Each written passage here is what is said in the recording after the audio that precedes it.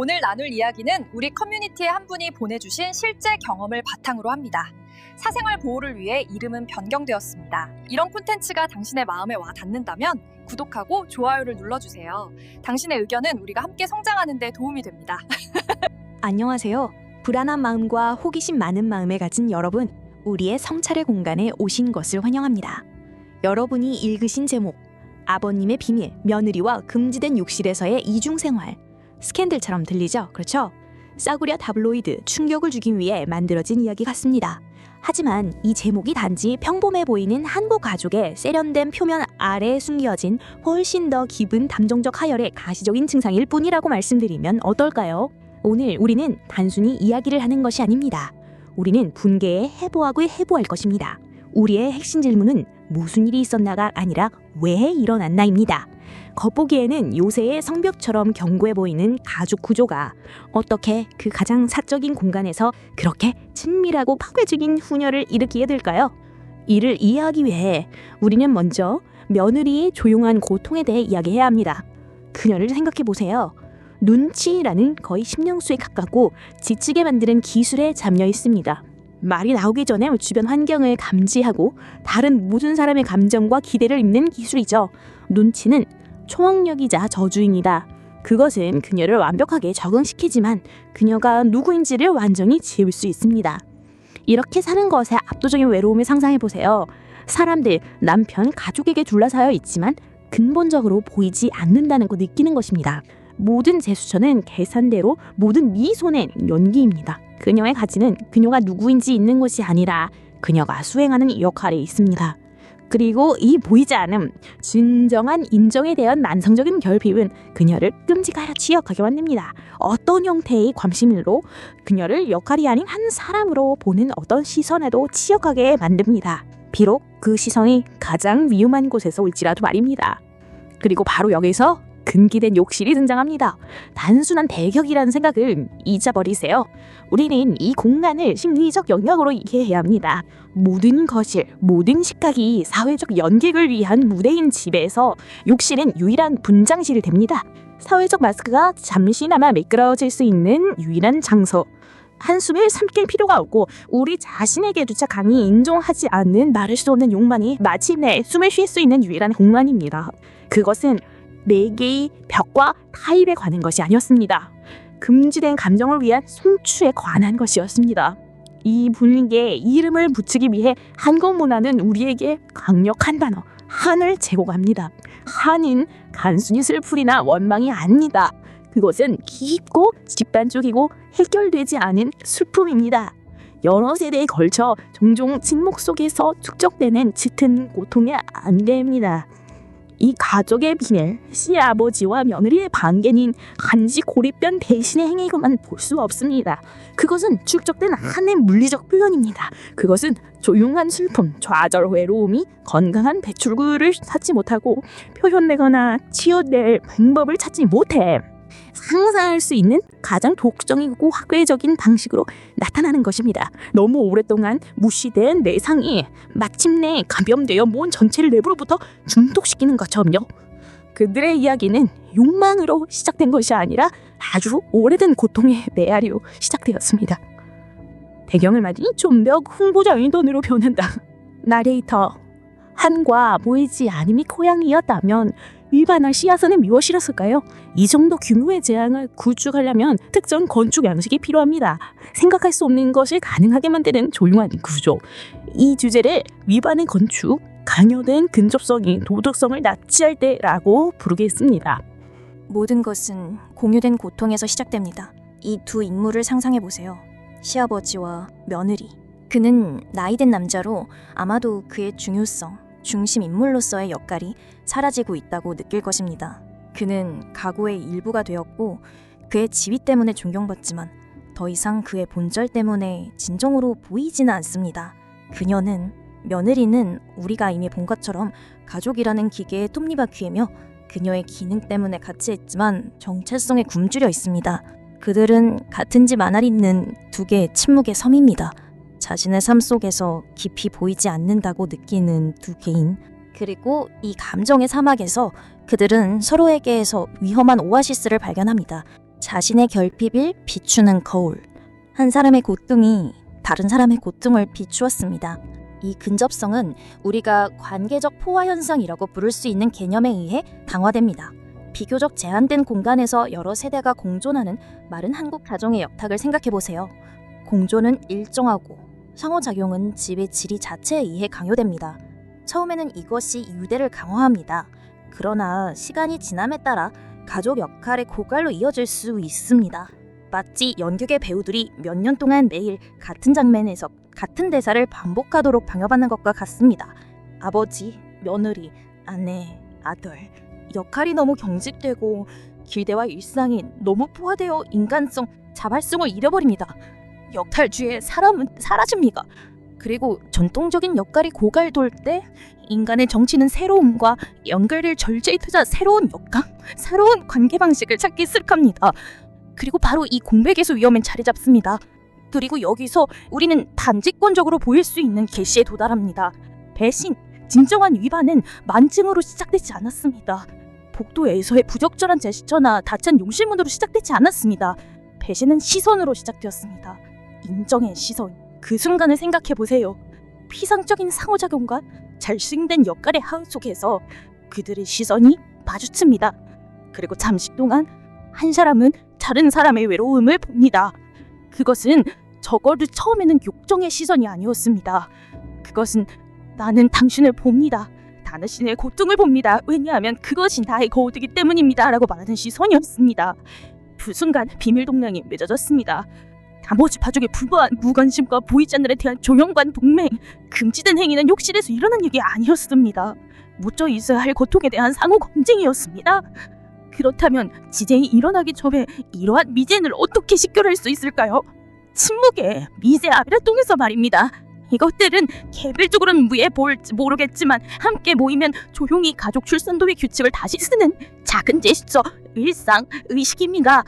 그녀가 다른 사람들에게 대접하는 방식과는 어떤 다른 방식으로 그에게 창전을 대접하는 것입니다. 남편이 방을 나갈 때 두 사람 사이에 흐르는 편안한 침묵. 그것은 비어있는 것이 아니라 의매로 가득 찬 침묵입니다. 그가 그녀의 하루에 대해 묻는 방식. 단순한 향징성을 넘어선 관심입니다. 함께 모여 새로운 친밀하게 테피스트를 짜낸 것, 다른 사람들을 배제하는 것. 이러한 신호를 인식하는 것을 편집적인 것이 아닙니다. 가장 큰 배신은 대낮에 벽돌 하나씩 찾아 이 거리를 지어 있는다는 이것을 이해하는 것입니다. 그리고 이 아이디어를 요약하기 위해 한국 무더에 숲이 고명하는 은규를 사용합시다. 이 비밀 관계는 집지할 시 숨겨진 김치와리 안개에서 다루어드리는 춤추와가 있습니다. 처음에는 과정은 자연스럽고 조용하고 보이지 않습니다. 발효는 어둠 속에서 일어나고 재료를 변화시킵니다. 잘 지켜진 비밀입니다. 그러나 이 하나리가 너무 오랫동안 적절한 관리 없이 어둠 속에 발현되면 과정이 잘못될 수 있습니다. 김치다 씌워집니다. 그렇게 되면 그 강렬하고 크고 자극되는 냄새가 필연 쪽으로 퍼져나옵니다. 지하실에서 올라와 모든 방, 모든 커튼, 모든 벽에서 느낍니다. 그 존재를 부인하는 것은 불가능해집니다. 그리고 그렇게 함으로써 전체 환경을 오염시켜 집 정체를 살 수 없게 만듭니다. 그들의 비밀은 더 이상 비밀이 아니었습니다. 그것은 정말 그와 썩은 암모니에입니다. 우리는 이미 미반의 건축을 구축했습니다. 이제 우리는 이 구조물에 불을 붙인 연료를 이해해야 합니다. 종종 이런 이야기에서 우리는 그 동력에 통제할 수 없는 육체적 무리가 욕정이라고 가정하지만 그것은 러브 비평특기입니다. 최장도를 조연하게 파괴하는 진정한 요인은 훨씬 더 비극적인 것입니다. 잃어버린 욕정에 대한 애도, 잊어진 자신의 버전에 대한 애도입니다. 보이지 않는 고통에서 시작해봅시다. 이제 더 친밀한 수준에서 며느리에게 결혼과 모성은 비록 원했지만 소녀를 가져왔습니다. 그녀는 자신의 욕망, 야망, 복잡성을 가진 결혼이로 보이는 것을 멈췄고 기능적인 명사가 되었습니다. 아내, 엄마, 며느리. 그녀의 정체성은 역할과 교환되었습니다. 시아버지에게는 그렇죠 정말 감간 여행 속에서 날 들어가는 가정입니다.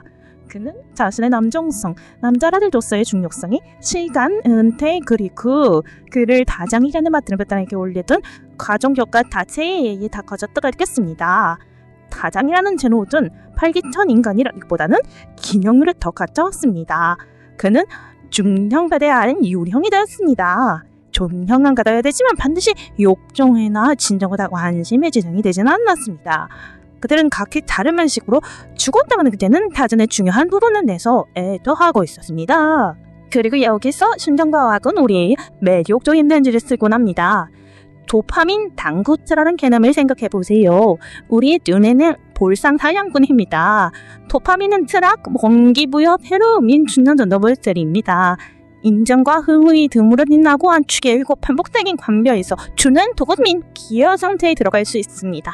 이 물질에 대한 세호 본능식으로 비주얼적으로 자자구김이 시작합니다. 그리고 우영, 비명, 그리고 던지는 것보다 더 강력한 합수 없습니다. 이 맥락에서 위선 자세가 에글리즈입니다. 비밀을 진리 방갈질과는 위에 반응고가 위등해야 하나십니다. 전에는 그로가 킬뭉치나 방가가 해빌리학 주역을 하고 중국 끝쯤 앞에 안 되는 당시에는 연기선의 문단생의 느낌 비밀이 제공의 핸드위크가 하고 있답니다. 이것은 우리를 모든 것 중에서 가장 중요한 기대에 파괴로 이끕니다. 최종 목표는 섹스가 아니었습니다. 그것은 부활이었습니다. 이 이야기의 가장 깊은 계시는 육체적 행위에 관한 것이 아니라 다시 살아있고 원하고 관련 있다고 느끼기 위한 필사적인 탐구에 관한 것입니다. 그것은 그때의 사회적 역할이라는 무거운 묘비 아래 묻혔다고 느꼈던 자신의 일부를 구출하려는 시도였습니다. 금지된 욕실은 값싼 모텔이 아니었습니다. 그것은 감정적 제세동시였습니다.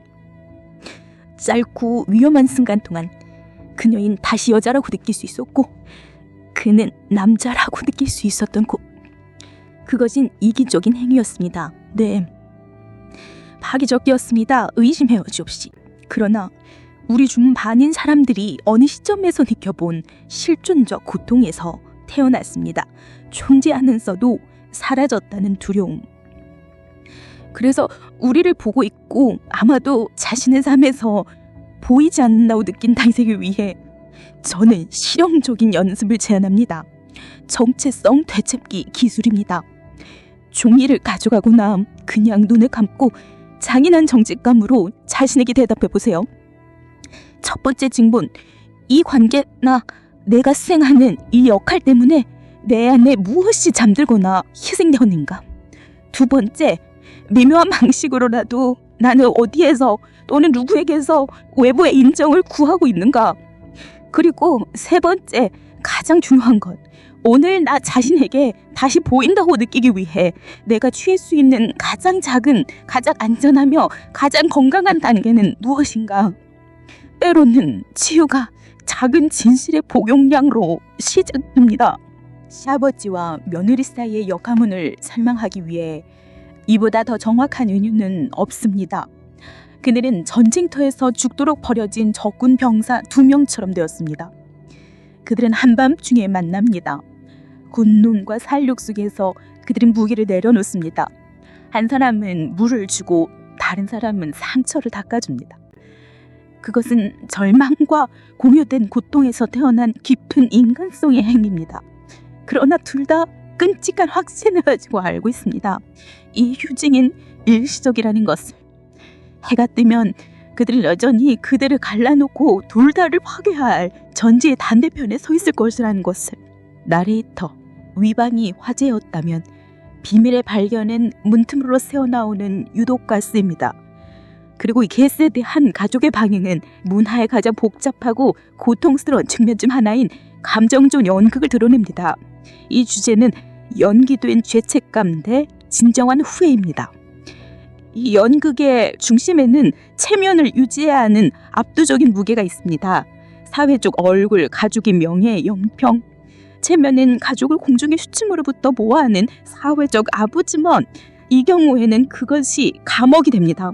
잘못을 알고 연기 맹세를 맡으면서도 아무 일도 없는 것처럼 계속 가족 저녁 식사에 참여하고 웃고 일에 대묻는 조통을 상상해 보세요. 이 정상의 연극, 이웃과 친척들과 자신을 위한 이 연기는 죄책감 자체보다 감정 추구도도 압도적인 부담입니다. 죄책감은 내상입니다. 체면은 상처가 피를 흘리고 안에서 입양되는 동안에도 상처가 존재하지 않은 척해야 한다 의무입니다. 이것은 우리로 하여금 이런 맥락에서 가족의 용서랑 종교 무엇인지를 해체하게 만듭니다. 비상적으로는 화해를 추구합니다. 그러나 실제로는 진정한 모적인 고통의 치유가 아니라 문제의 침묵입니다. 용서는 잊으라는 암시장 명령을 듣고 그룹의 이미지의 조화를 회복하기 위해 노력이 되지 구상모의 감정적 건강을 회복하기는 도구가 되지 않습니다. 가족을 위해 이를 잊자 화했던 말로 치유는 초대가 아니라 진실을 더 깊이 묻어내는 듯이 기시에도 여기에서 용서는 해방시키지 않습니다. 모두를 침묵의 협정에 가둡니다. 그리고 이제 가장 충격적인 계시는 이 비밀의 진정한 공범방은 한 사람이 아니라 가족 자체의 침묵입니다. 비밀은 단지 두 사람 노예에 지켜진 것이 아니라 모두에 의해 보호되었습니다. 시어머니, 남편 생각해보세요. 그들의 예리한 연치를 사용하여 그들이 분위기의 변화, 공기 중의 긴장감, 우리가 언급한 그 침묵의 미세 하이비를 느끼지 못했을 가능성은 거의 없습니다. 그들은 느꼈습니다. 그러나 의식적, 무의식적으로 부인을 선택했습니다. 왜냐하면 진실을 마주하는 것은 깨지게 가족의 평화를 파괴하고 체면을 산산조각하게 하고 모두가 고통에 대처하도록 강요하기 때문입니다. 부인이 덜쉬었습니다. 책묵은 강패했습니다. 그래서 평화를 유지하기 위해 가장 많이 노가락하는 인물은 역설적으로 지하 전쟁이 계속 일어나도록 하는 임무입니다. 이 역할 그림으로 어떻게 읽을 수 있습니까? 부엔네 신체 온누를 반작함으로써 이것은 가족 시스템의 건강을 일하는데 중요한 기술입니다. 말하는 것이 아니라 피하는 것, 특정 이름이 언급될 때 미묘하게 시선을 잃어가는 것, 대화가 위험한 지역의 모일에 가까워질 때의 중재를 바꾸는 속도입니다. 너무 강조됩니다. 너무 경직된 제스처 있어. 이 비현화적 행동은 가족의 감정적 열을 태우정하는 동결력입니다. 그것은 우리로 보였니 소극적 행위가 아니라 진실을 통제하려는 꾼이 입법된 노력이라는 것을 이 상황에 대한 가장 강력한 은유는 우리를 조선시대로 데려갑니다. 강력하지만 불치병으로 죽어가는 왕을 상상해보세요. 그의 궁정에서 의사, 대신, 왕족 모두 치명적인 진단을 알고 있습니다. 그들은 왕의 창백함을 보고 죽음의 냄새를 맡습니다. 그러나 절대 아무도 나쁜 소식을 가져온 것에 대한 즉각적인 초형을 두려워하여 감히 진실을 소리내 말하지 못합니다. 그들은 무엇을 합니까? 그들은 연극을 계속합니다. 쓸모없는 차와 연고를 제공합니다. 왕의 호전을 칭찬합니다. 건강과 안정의 연계를 유지하는 동안 내부에서는 실제 그 가족의 신뢰, 친밀함, 진실의 몸이 천천히 그리고 돌이킬 수 없이 썩어갑니다. 음악이 덮해소공포증적이고 심리적으로 변한다. 미묘한 물소리나 메아리 소리가 몰입감 있는 분위기를 조성하는 데 사용될 수 있다.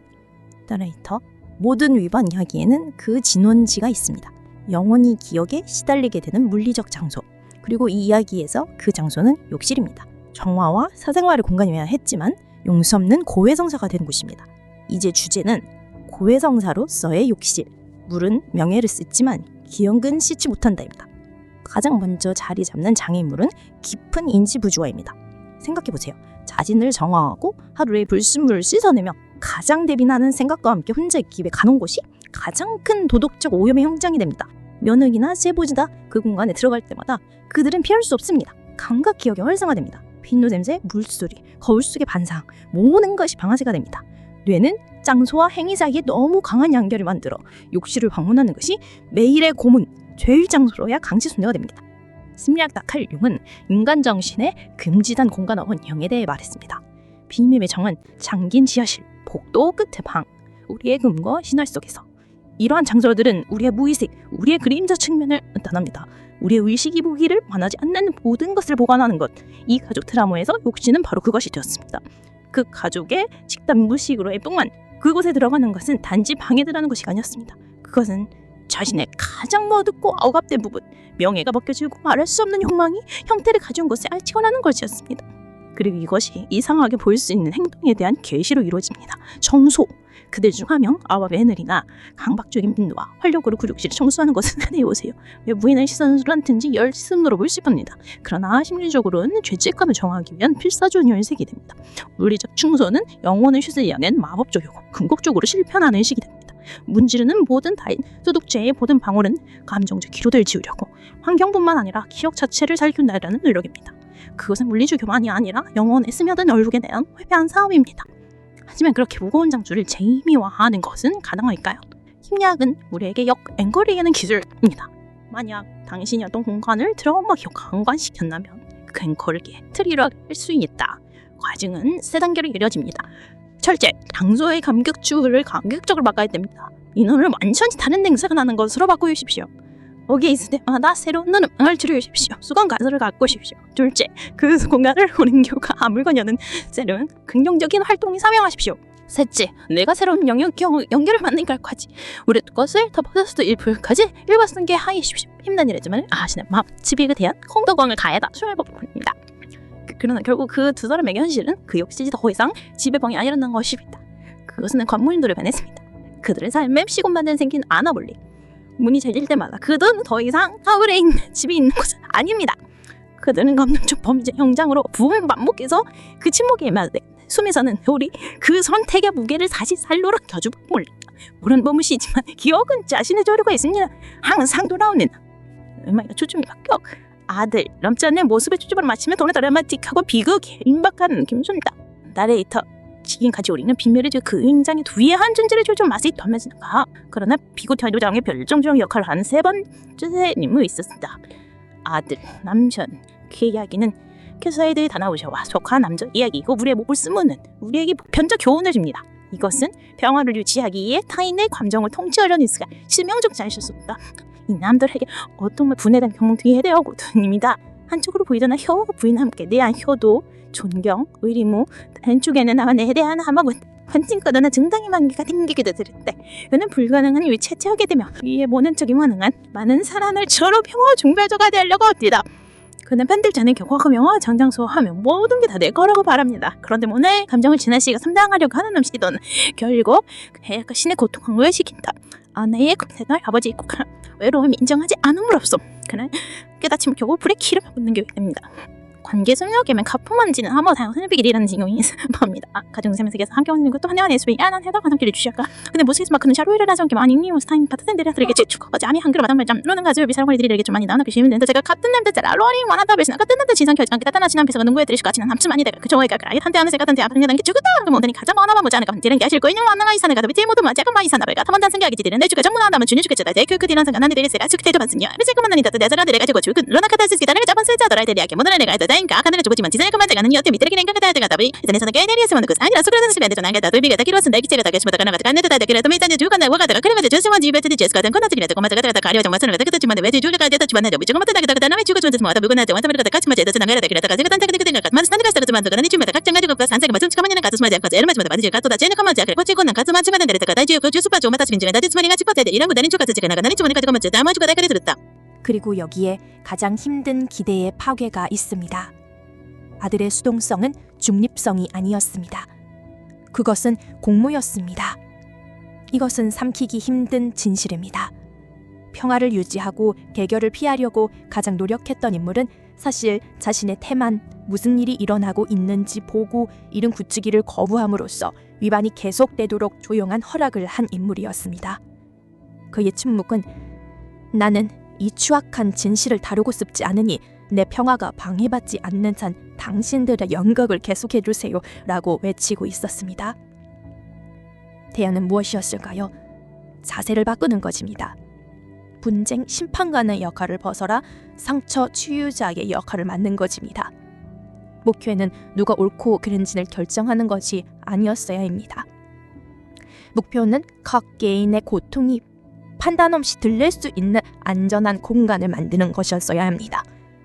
만약 그가 아니에게 당신이 고통받고 있다는 것을 알아요. 당신의 고통에 대해 말을 줘요. 라고 말했다면 어땠을까요? 그리고 아버지에게 아버지가 멀게 느껴져요? 무슨 일이 있으세요? 라고 말했다면 그는 답을 가질 필요가 없었습니다. 그는 단지 질문을 하고 진실을 전할 용기만 있으면 되었습니다. 아무리 말할 수 없는 것이라도 말입니다. 그러나 그는 그렇게 하지 않았습니다. 그리고 가족의 감정을 권리하려는 그의 시도에 대한 은효는 강력한 강을 자신의 손을 막으려는 남자의 은효입니다. 처음에는 약견의 모를 막고 여기저기 흐름을 바꿉니다. 그는 통치의 환상을 가집니다. 그러나 무료 압력, 초연되지 않은 감정의 힘은 표면 아래에서 축적됩니다. 보이지 않지만 무자비한 힘입니다. 그리고 결국 물은 입게 짓기 쉬운 장벽을 부수기만 하는 것이 아닙니다. 그것은 신뢰, 존경, 사랑, 그리고 가족 구조 자체를 보완한 모든 것을 휩쓸고 가는 재앙적인 홍수의 힘으로 그렇게 알 것입니다.